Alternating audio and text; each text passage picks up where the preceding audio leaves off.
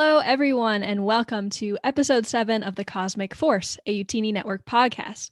I'm one of your hosts, Emma Park, and you're probably wondering why Tyler isn't greeting you this evening, but that's because he's on vacation. So, Tyler, we hope you're having a great time, but we'll miss you for sure. We've got a great show for you tonight, along with a special guest. But before we dive into it, let me go around and introduce the other hosts. First up, we've got Caleb. Caleb, how are you doing? I'm doing great, Emma. It's good to be here. I'm really excited for this show this week. I think we're going to have a real knockout episode here. So I'm looking forward to chatting with you all shortly. Absolutely. And as always, our man behind the keys, our very own Wes Jenkins-esque type person we've got here, Jacob. Jacob, how are you doing tonight?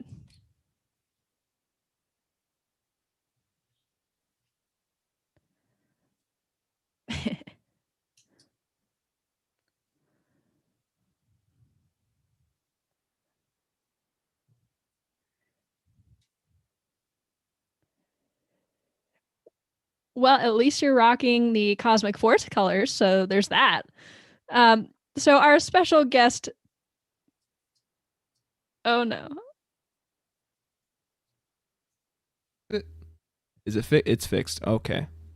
I just heard a shout from downstairs like, you're muted. I'm like, yes, I am. I'm doing good. Go hockey. All right. Next person. Okay.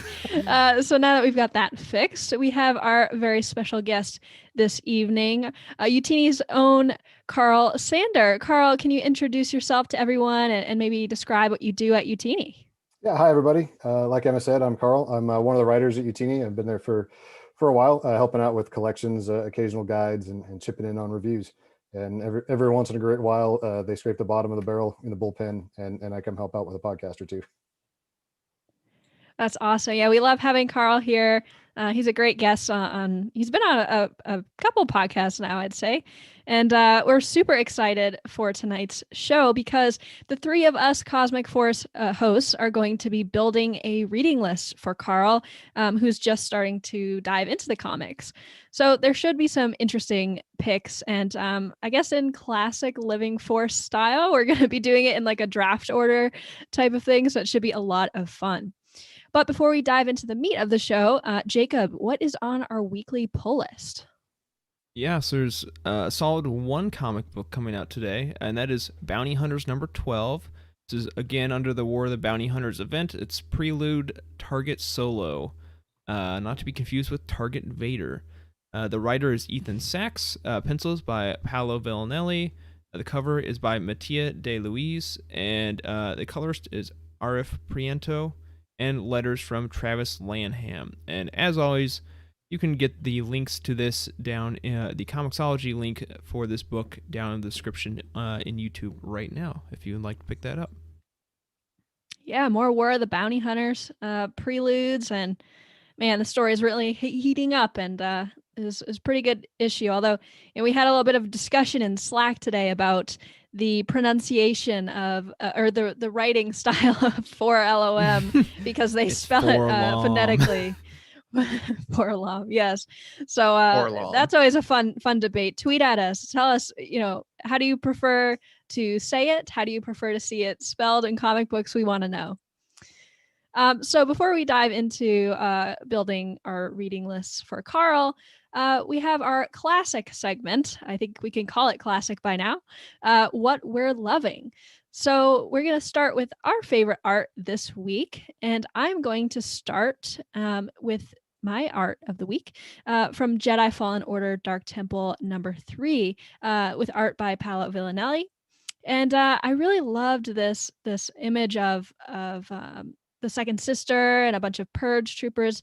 It's on a planet called Ontotho, and it really had this crate type of vibe with the red dust. And it really looks sinister with the fire behind the second sister. And, playing Fallen Order, the second sister is a super cool character for many reasons. And, she was discussed the other night on the Living Force in the draft. She fell super low in the draft order, to my surprise. She's a great character. So anyways, I love this art, how sinister it looked, and the colors and popping, all that. So yeah, that's my art of the week. Caleb, what is your favorite art this week? Well, we're continuing on with the Sith train here. This is from the Dark Horse comic, the Darth Vader and a Ghost Prison. Came out in 2012 by art by Agustin Alessino. It has this kind of two new characters. One I think showed up in the previous arc. The other one is kind of the main character. This one, and they're talking about their like respective ways that they got crippled, before they really joined on and became who they were in the Empire. And I just love the setup of this panel, as it has the two characters kind of facing each other with the four panels kind of going through their past and the explosions. One of them is kind of a Darth Vader knockoff with like these glowing red droid eyes and prosthetics, and the other one literally lost an arm and scarred up his face in the explosion. And just some really great. I just love it when these panels kind of play together. You gotta be careful, because if you're reading them digitally, it'll just show one page and the other page. So you gotta realize that these are supposed to be put together so you can kind of read them together. So really great page on that front. Darth Vader and the Ghost Prison had a lot of really detailed and rich art, so always fun to talk about that one. Jacob, what have you been watching? Yeah, so this is a great panel that really stuck out to me from the Age of the Republic special. So this one, it's art with pencils by Carlos Gomez and colors by Dono Sanchez Almara. And it's just a beautiful image of Asajj and just experiencing the love and loss with the rest of the Night Sister family in a all-time classic Clone Wars episode displayed here. So yeah, this one completely caught me off guard with how amazing this page is, and that is why it is my art of the week this week. Yeah, I love that green surrounding her. That's great. Yeah, I think I was actually reading that earlier this week too. It's weird that we're on the same wavelength like that. Yeah, next. For sure. And lastly, we've got Karl, who picked out his favorite art as well. What do you got, Karl? Yeah, so this is from High Republic #4, and if you haven't read it yet and plan to, don't worry. I'm not going to spoil anything, anything more than the concept art you may have already seen. So this is from #4 with pencils by Ario Anandito and colors by Annalisa Leone. And this captures a couple things that I really dig about pretty much this entire High Republic project. One is the look of the Jedi, and the concept artists and now the comic book artists are doing just a really cool job of taking the Jedi that we know from on screen in the Clone Wars and the prequel era and backdating them, the 230 years. And they look sharp. Like, she's not in the temple, she's not at Starlight Beacon, she's out in the field, and but that's no reason to dress like a schlub. So I feel like the High Republic Jedi are kind of like, they dress like Caleb, while the Jedi that we're used to dress like us. But the other thing I really like is they've introduced a lot of and while I like a lot of them, I chose to focus on Avar Chris here. And there's just a couple things I really like about this and how the artist did it. It's a dynamic picture, right? She's kind of striding out of the art toward you, but she's certainly not Mace Windu. She's not busting down doors, and she's not quite ready to knock heads. But at the same time, she's not taking anybody's nonsense. And so I really like how they struck that balance. You can see the sense of motion, but she's not not really kicking down the door. And I think that speaks a lot to her character. And I don't want to spoil too much for anyone who hasn't read it yet, but that's something I've really enjoyed about it so far. Yeah, that's great, Karl. I love the Jedi in the High Republic. You're totally right. I mean, they're fashion forward, but they're also practical, and we love that. Exactly. You can even tell that you get the sense of motion because you can see her kind of peeking out between the other panels on the far side there. Like, she's more important than whatever's happening there. Yep. She's a Jedi on a mission, but she's still pretty cool as a cucumber. Absolutely. So, Caleb, we have a community submission this week. Why don't you tell us about that? We do, actually, and it was one by our very own Cad Bin. He's actually in the chat right now, so good job, Cad. You won. You, Cad, you. You got, this was from Dr. Afra 2016, issue number 25. A kind of a really good point here in Dr. Afra's career, let's put it that way. It's in a really low point in her life, as she's just like realizing she makes constant bad decisions that just continue to snowball and cause worse and worse issues. But you got some really dynamic art and lighting there as she ignites this ancient lightsaber. She's like screaming her guts out, like this is gonna work. And just like you can really tell the desperation and like franticness that's happening in this one. So this is a really good pick. So good job, Cad, and you're going to get yourself a free comic code. We'll be hitting you up on your DMs. So if you want to be, go ahead. Yeah, I would say, Cad, reach out to me, and also Blind Fates. I don't think we ever got yours from last week as well. So just DM me after the show, and I will get you hooked up. Absolutely. Congratulations. Love that art. Love Dr. Afra as always. Exactly. And if you want to be featured, hit us up at the Cosmic Force Show or hit us up on our Discord, Twitter, DM us, YouTube mentions, any way you want, send us some artwork and you could be featured here as well. And get a free comic book. That too. Fame and fortune.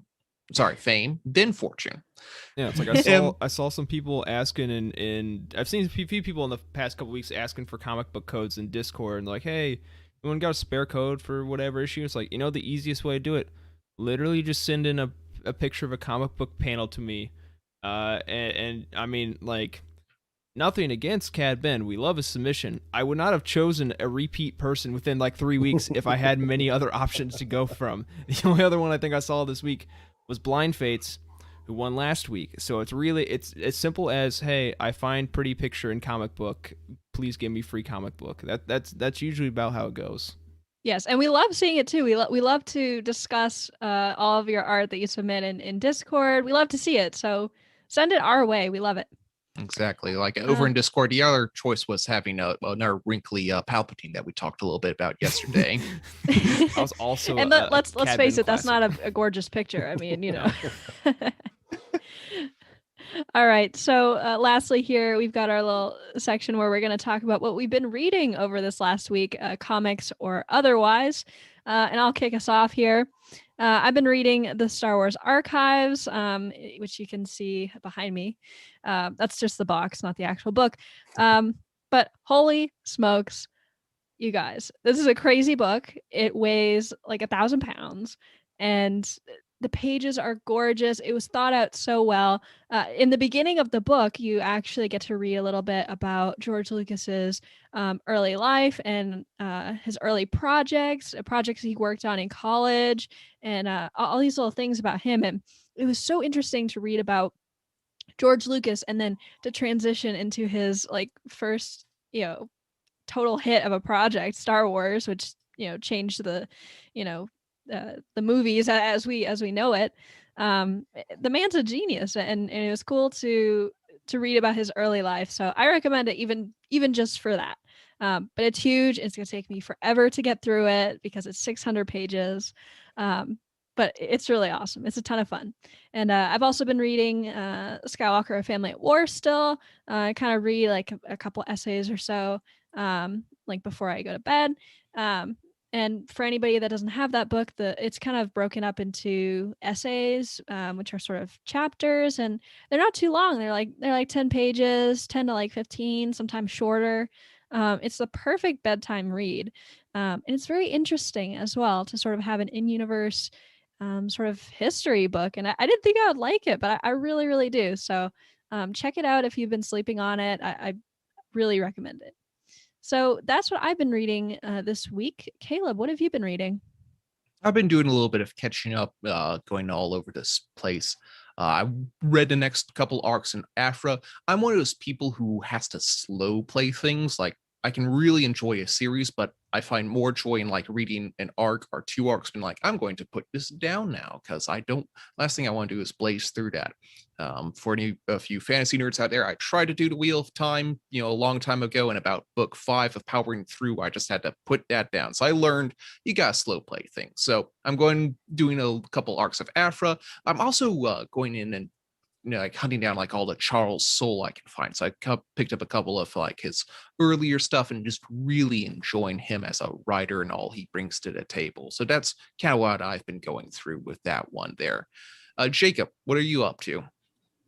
Yeah, so going strong with my release order read through. I am about to finish up the Siege of Shu-Torun, which is honestly super cool. Like Queen Trios as a character, I think is incredibly interesting. In that, just like she, without giving anything away, she plays many different roles incredibly well, and I think is pretty intriguing throughout the whole series. And then I'm also into Age of Rebellion now.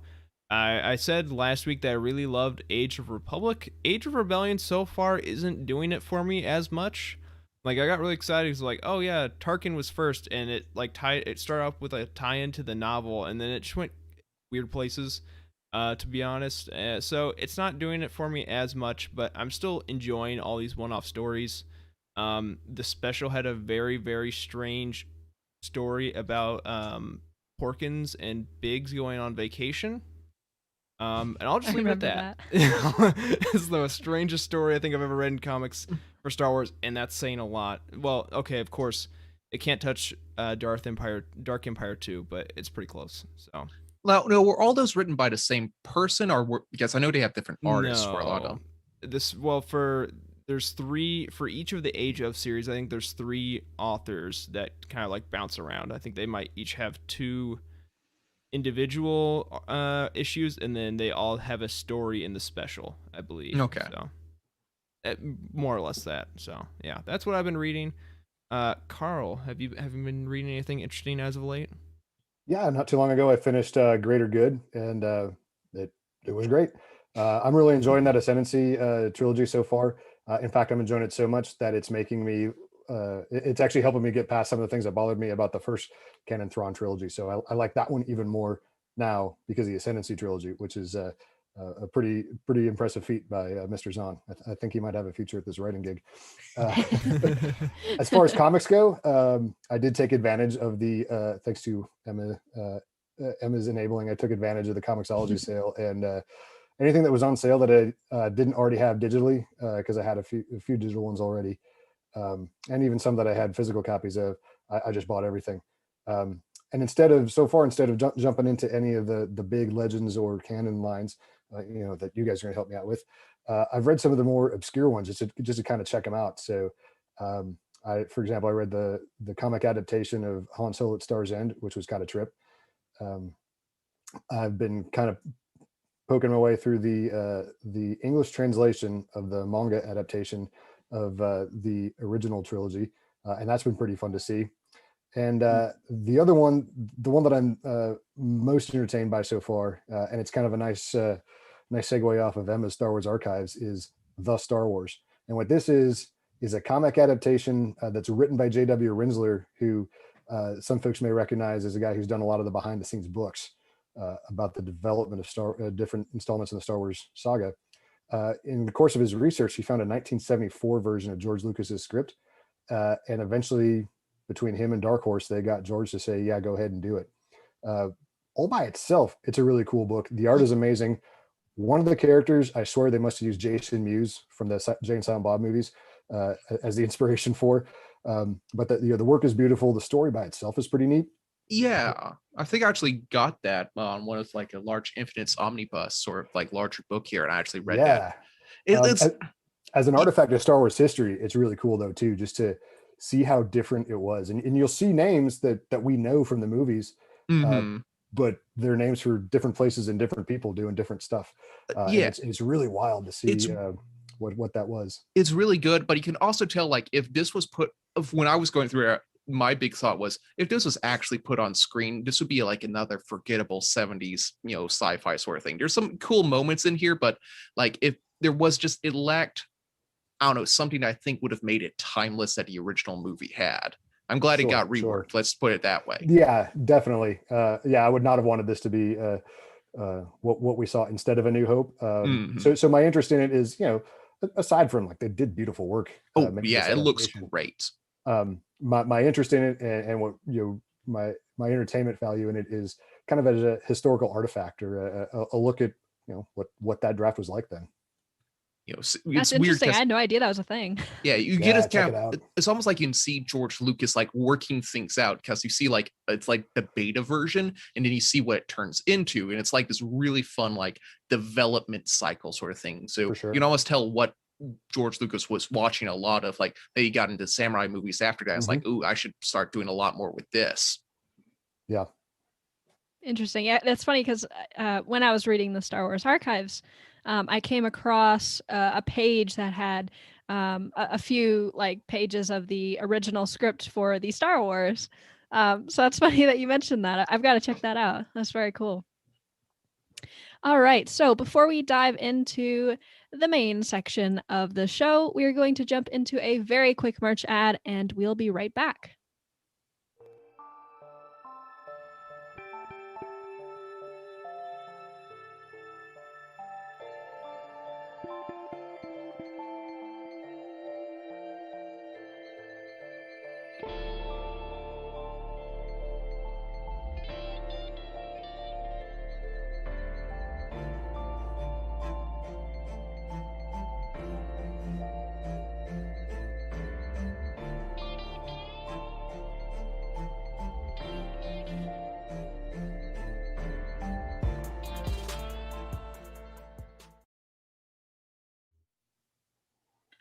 All right, let's dive right into making some recommendations for Karl.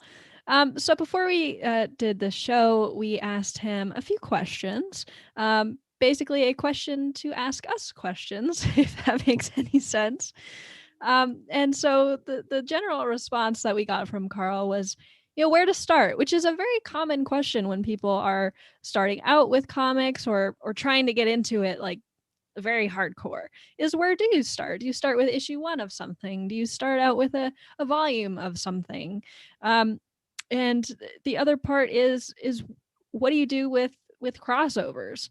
Where do you start with some characters, because some characters might be introduced in some things, but then they get their own line. And I mean, this is all to say that comics are very confusing. So the other question that we asked Karl was to tell us some of his preferences, because, let's be real, there's so many comics out there, legends and canon, and what's the point in reading something that you're just not interested in? So some people are interested in the Jedi, and some people are not interested in that at all. So we wouldn't want to recommend somebody to read a Jedi-centric story when they're not really into that. And so, Karl, can you tell the audience a little bit of what your preferences are?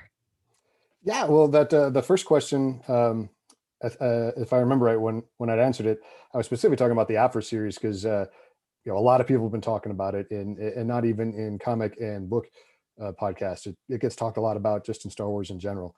And I listened to the audio drama last year, and maybe that spoiled some finer points in the plot. But one, I'll probably forget it, and more importantly, it made me more excited for it. And so when I think it was somebody in the Discord posted that the omnibus was available, so I went and got this big beautiful monstrosity.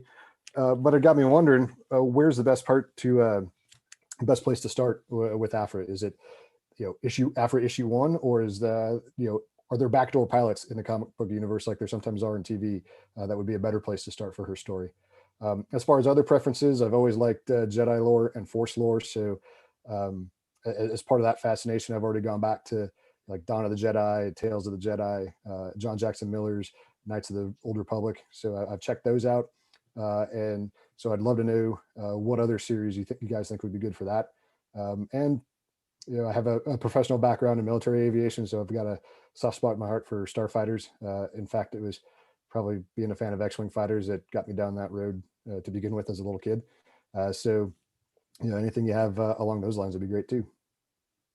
Awesome. So taking these things in mind, we all sort of thought in our heads before what we might want to pick for Karl. We have not told anybody else, so we haven't influenced anybody else's picks. So this should be very interesting, and we're going to go in like a snake draft order. But before we actually make our picks, Jacob, can you go over the ground rules? Yeah, so I gave everyone a few rules. Everyone gets 3 picks to make. It will be a snake draft, and Emma went ahead and randomized that ahead of time. So I am the first pick, Caleb is second, and then Emma is third, and then we'll snake back and forth. We are not allowed to pick duplicates. So if I picked let's say Star Wars Volume 1, they cannot also pick Star Wars Volume 1. However, we are allowed to pick from different arcs within the same series. Your picks can be either an arc, a one shot, or a mini series. And the mini series are capped at 12 issues, so basically Kanan and down. And then you cannot pick anything that's in the foundational 5. And for the extended series and the foundational 5, I just treat it as volume 1, so you are allowed to pick something beyond the first volume. So Caleb, you didn't pick anything that violated that. Emma did, so she picked something. I'm a rule breaker. Yeah. So What there else we is go. new? And then really quickly, before we actually get into the draft itself, I wanted to help Karl with his Dr. Aphra question. So you said you listened to the audio drama and you were kind of wondering if that was going to spoil anything. Well, it's just basically an adaptation of her story from the comic books anyway, so you're going to be honestly reading more or less the same thing, but you get to see all the cool art now. And just looking at it, the omnibus is probably just read that. That's probably all you need, really, because it starts with her Darth Vader issues, so you'll see where she comes from, and then it gets into her 2016 series, and it contains all of the issues for the Screaming Citadel crossover, and her annual and all that. So really, you should be fine just reading that. And if you want more, maybe after you're done, you could read the rest of the 2015 Darth Vader series from start to finish. It's like 25 issues.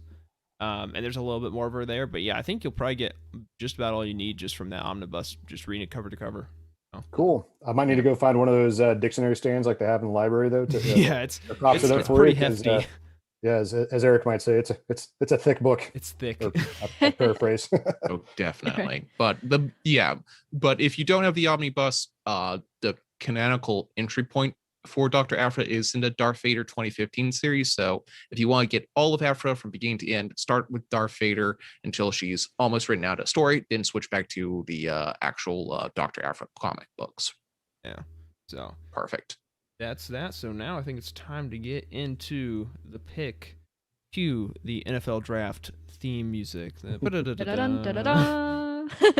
right. So my first pick, I have a list of picks, and I wasn't honestly sure which one I would take first overall, because I know what everyone picked because I got the art for it, but I made my picks first so they wouldn't influence me.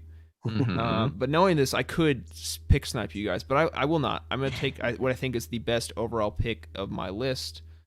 And that's for Karl. It's something very recent. As Darth Vader 2020 Volume 2. I think this thing wrapped up like a month ago. And it, as someone who's into like Force lore, it might not be Jedi lore, but Sith lore, I think this is a crazy, like, just off the wall, like, Force heavy Star Wars story, and I think it's one of the legal picks I can make. It's probably one of the best ones in canon right now.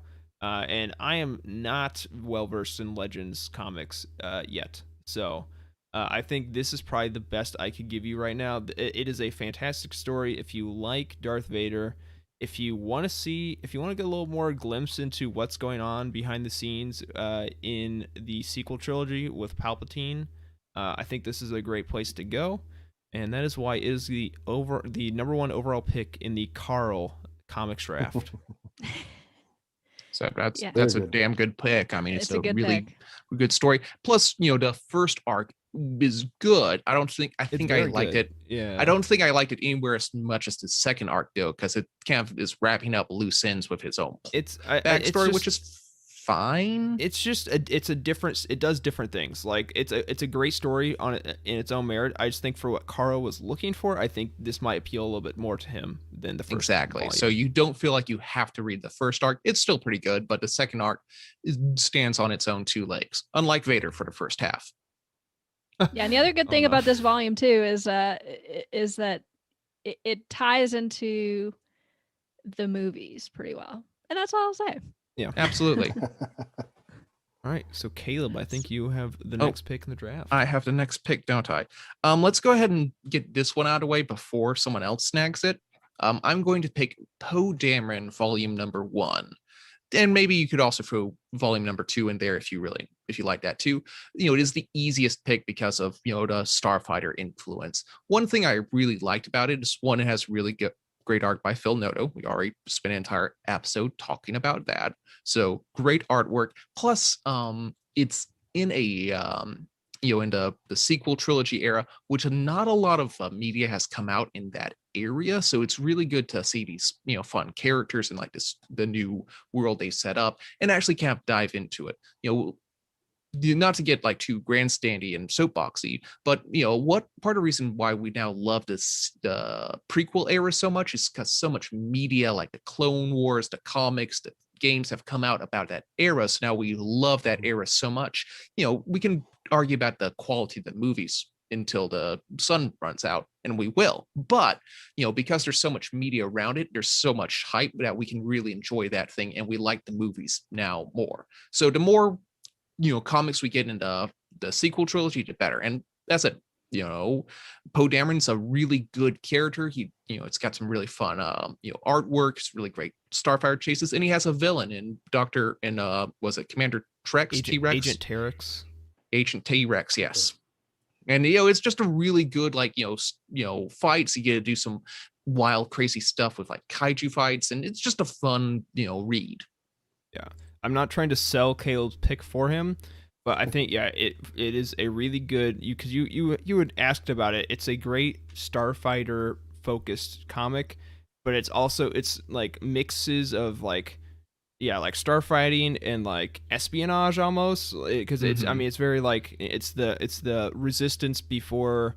I mean, at this time, it's kind of similar to Thrawn, where they're like afraid to shoot at a first order ship first. Like they aren't allowed to really preemptive strike at all. So it's little mixes of that kind of like almost spy genre in there. Yeah, kind of like a Indiana Jones. It's pre-World War II, so we know the Nazis are the bad guys, but we also know we're not at war with them yet, so we can't do like covert actions. So you can be staring at each other across the bar, knowing that fights are coming, but you don't have to shoot on sight.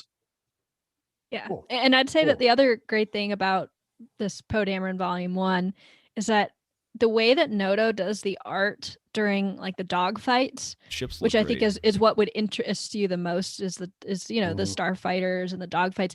It builds on the character development as well. So you don't just get the action, you also get the character development through the art that he does, which is super cool. Cool. Yeah. So I think I have the next two picks, the third pick in the first round. And then, yes, before I do, we have some, we have an example of this art from Poe Dameron. One moment. There we go. I mean, there we go. Yeah. Just a Look at that really beautiful cool art outline and just like unique way of presenting a battle between like two small squadrons. I thought it was cool. So.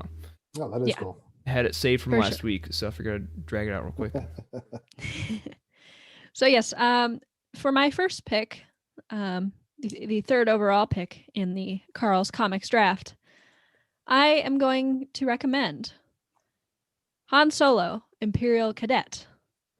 And I am picking this because it's a great comic that shows the Imperial Naval Academy and how they sort of learn how to fly TIE fighters, basically. You wouldn't necessarily gather that from this cover. You see gambling. But, of course, this is Han Solo. He gets into some antics, it's just going to happen.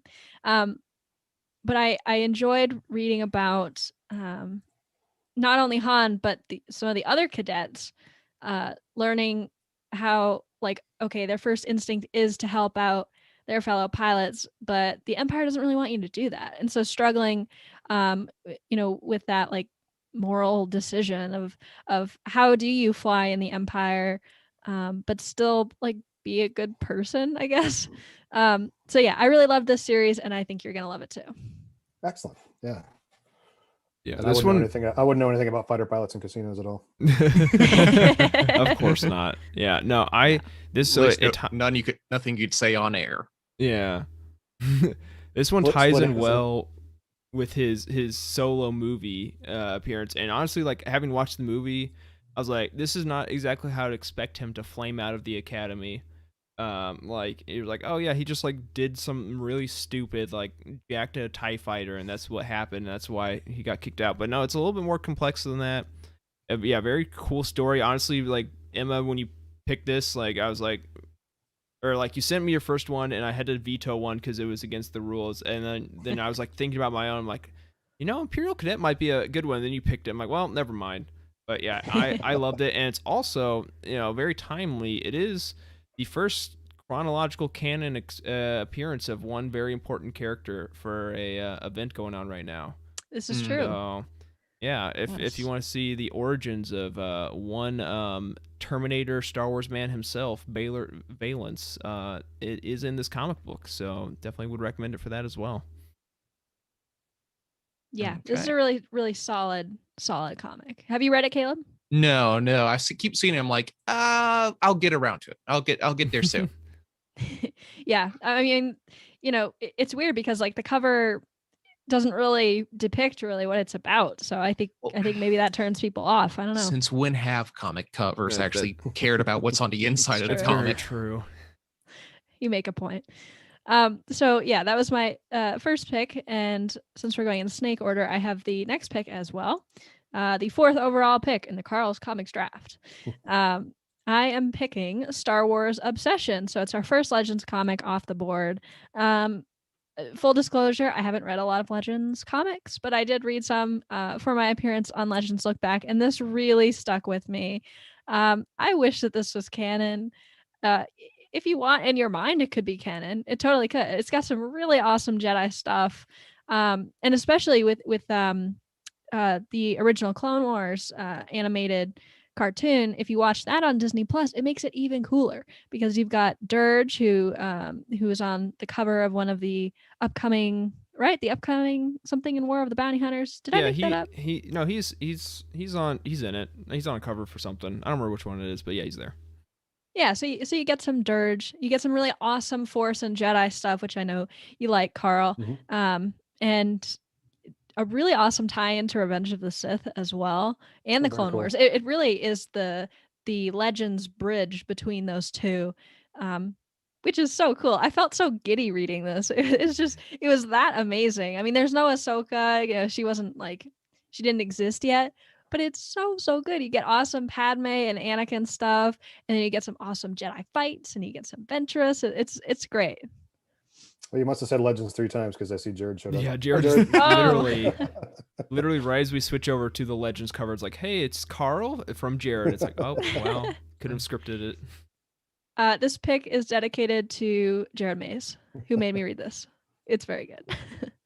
So yeah, that is my pick. Caleb, you have the next pick, the fifth overall pick. Yes, just a minor thing. Just when I heard you say Star Wars Obsession, I'm like, that sounds like a Jane Austen crossover. All right, well, we're going to keep this theme going with the Jedi and all like that, and I'm going to pick Star Wars Obi-Wan and Anakin by Charles Soule.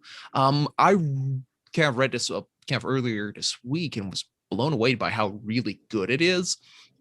One big thing I love about it is it shows when Obi-Wan is trying to mentor Anakin when he's still essentially a very young Padawan. He's like 12 years old. And that's not something we've really seen before, because in the movies, we jump from him to as a toddler to him like as an 18-year-old, 17-year-old boy. And there's like, this huge middle ground where we see, his important development. And there's some really good moments in here. So you can see, more Obi-Wan as a really, kick-ass, Jedi master. Then you also get to see Anakin as a real punk. It's great. And it was a little surprising because they get minor spoilers, but they get crash landed on this giant ice planet, and there's these giant Zeppelin fights and Sky Captain World of Tomorrow sort of technology. Nice. And people boarding with harpoon guns and and shotgun shells. And it's just like a wild sort of like trip through this forgotten, desolate, frozen wasteland.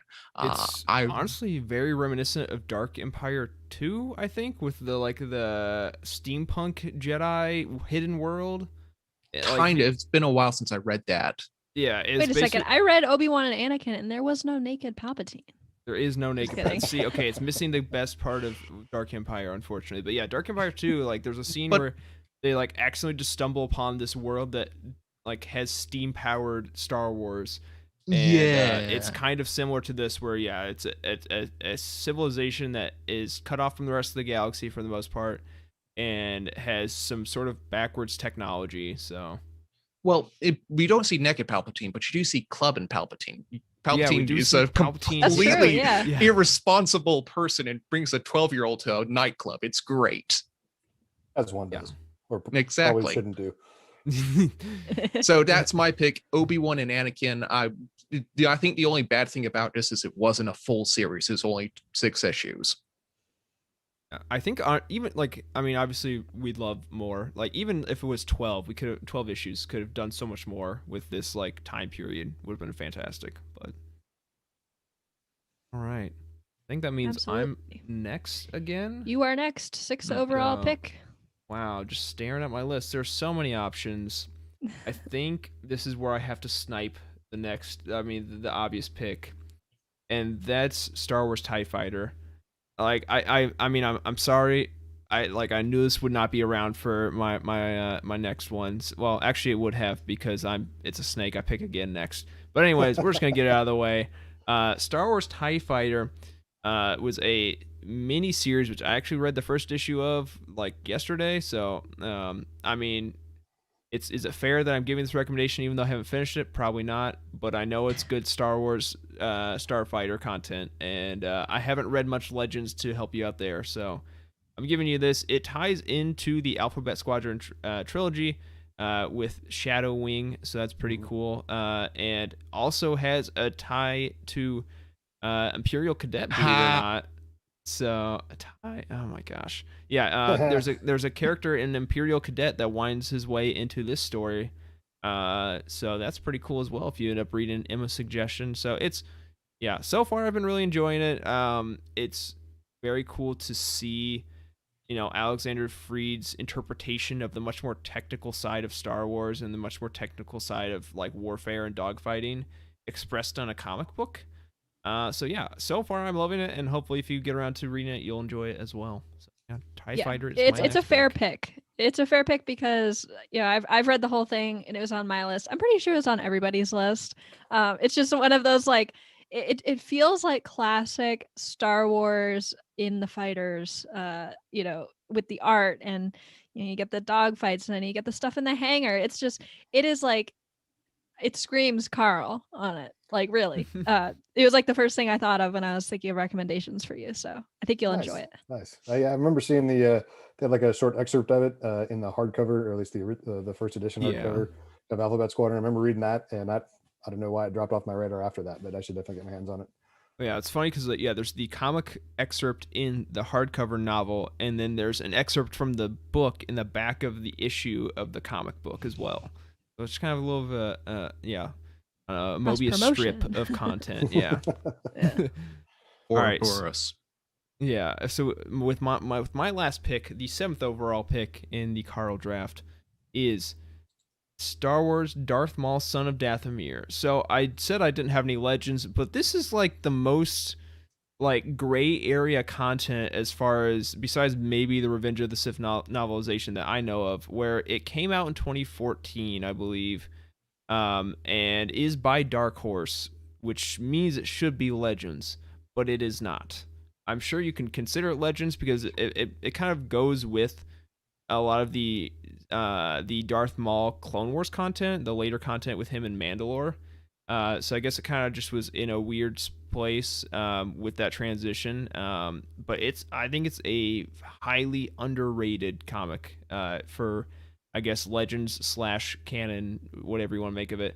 It shows how Maul escapes after being captured the first time, and then how he goes about making his alliance with the Mandalorian commandos. So I think it's a fantastic comic.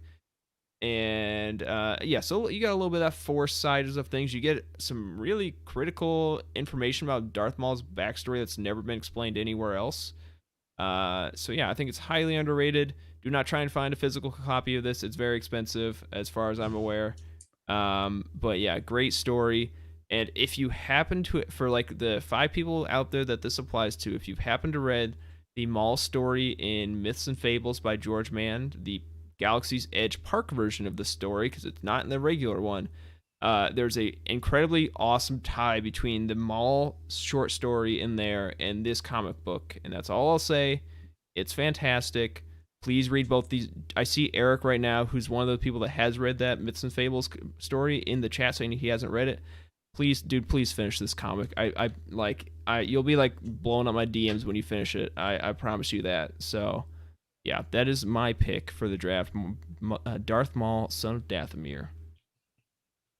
Yeah, that's a great pick. I remember reading this and it was like, this could be like a Clone Wars arc. Legit. I mean, that's how much important information there is, and you get some awesome tie-ins with like season 7 of the Clone Wars too, with Gar Saxon and Rook Cass, you know, the purple-haired Mandalorian. So yeah, lots of good tie-ins. Totally agree. It's underrated. Yeah. Yeah. And I see Blind Fates asking if Marvel reprinted it. I don't know if they physically reprinted it, but it is on Marvel Unlimited, and you can get it there. And Wikipedia calls it canon, so we're just gonna go with that.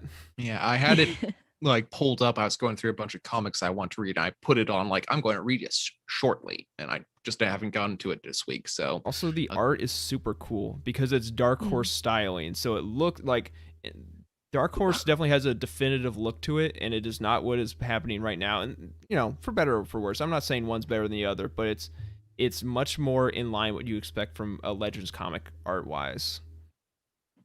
Nice. I guess that's middle of the round, so it's back to me, right? Yes, it is back to you. 8th overall. Okay, I think I'm going to keep a theme going with mine. So I had was just between this one I'm going to pick and a Legends one. So I'm going to pick my often talk about my favorite of all time, Lando 2015. Now, see, you were smart. You pulled it all the way up. I know what you're talking about. Yeah. This one is also written by Charles Soule. You know, brief aside, I had a cousin who was texting me. He's like, hey, how should I get into Star Wars comics? I said, maybe what you should do is just read all of Charles Soule's comimics that's in release order, because that's, you know, that gets you a good smattering. That would get you like a really good smattering. Then Obi-Wan, then Obi-Wan and Anakin, then Darth Vader. Then Poe. Then Star Wars 2020. Yeah. Then War of the Bounty Hunters, if you want. And that's all solid lineup. Exactly. And they all do a lot of good job tying together. So, you know, Lando, I think, is a really good sort of comic because, I don't know, it's just a fun little heist in a bottle sort of episode. So they do a great job setting up these characters, setting up this conflict. Kind of like there's this like, oh crap moment after the first episode, after the first issue. So Lando just does a lot of great sort of things because, you know, he's trying to steal a ship. There's some really good action in there and some really good, you know, emotion and pathos and payoff there. Like, it really sets up Lando as a character in a way that we haven't seen him before. So I know he's not a Jedi. I know it's not a whole lot of Starfighter action, but it's a real cool. Exactly. And it sets up a lot of stuff for the 2020 series, as we're seeing it pay off now between him and Lobot and all very cool. The emotions that they're like, it makes you really feel for this, like, you know, one-off character that's set in 2 scenes. Mm-hmm. So Lando 2015 by Soule, I will recommend to anyone, and I will die on this hill.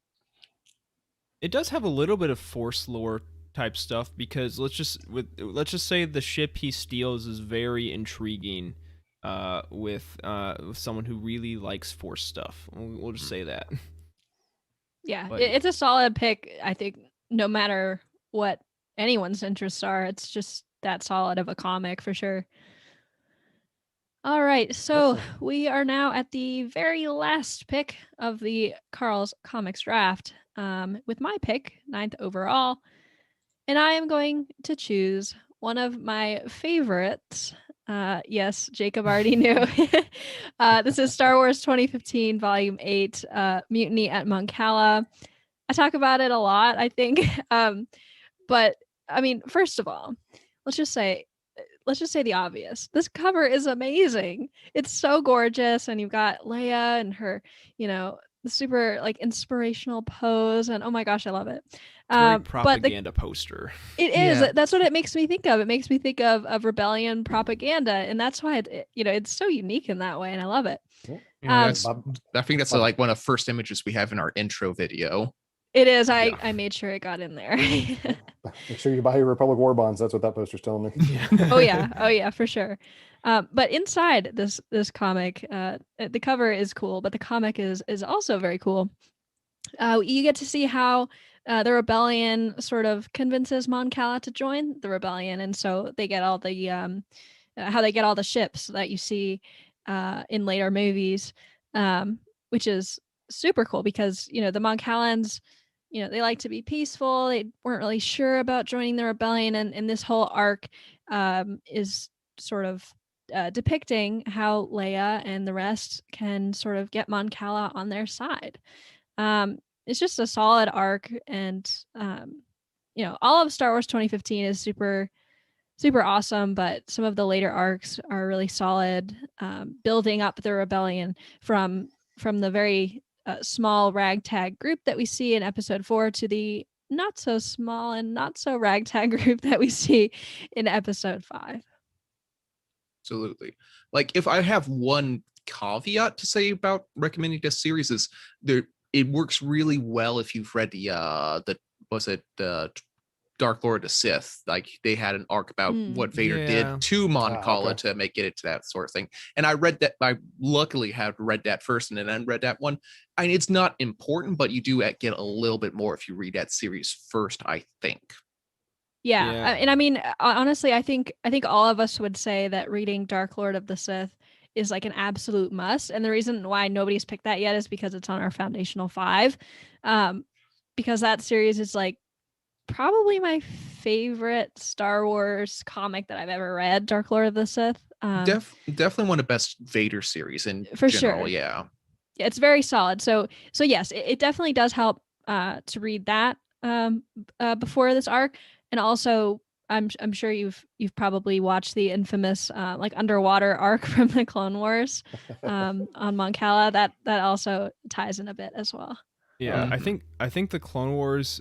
Honestly, I think you could read it without having read or watched either of those things. I read this and the Dark Lord of the Sith simultaneously, and the two arcs, they kind of like have the mystery dangling over you the whole time, and they reveal it more or less at the same time. So I don't think it's super cool to have read both of them. I don't think you need to have, like, it's not gonna hinder your experience by not having read Dark Lord of the Sith. But yes, please do read that as well.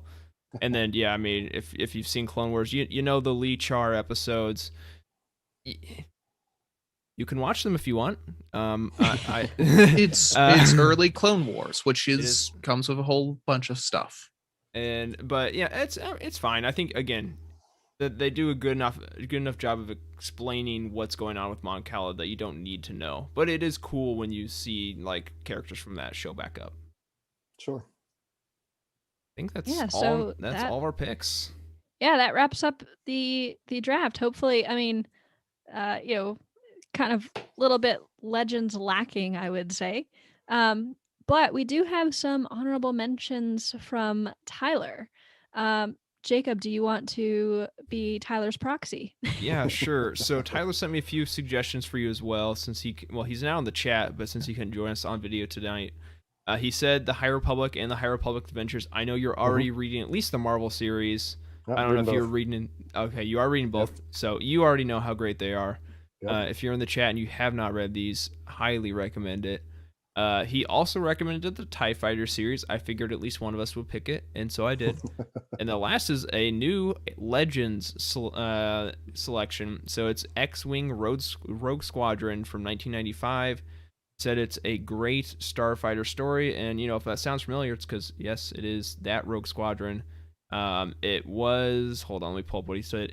Michael Stackpole did help write this, who is also the famous writer of the X-Wing novels. So it's a mini series that talks a lot about the characters Wedge Antilles and Baron Fell. So if you're a big fan of Rogue Squadron and you're a big fan of Legends, then maybe check out this comic book adaptation of Rogue Squadron.